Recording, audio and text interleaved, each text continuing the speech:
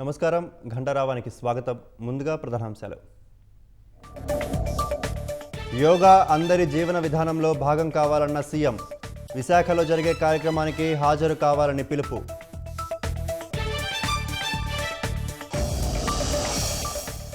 దేశవ్యాప్తంగా పోలీసు వ్యవస్థను పూర్తిగా ఆధునికీకరిస్తున్నాం.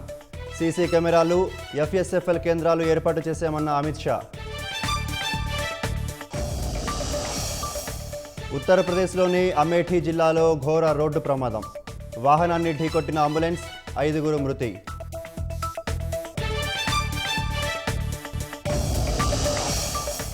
పరస్పర దాడులతో అట్టుడుకుతున్న ఇరాన్, ఇజ్రాయెల్.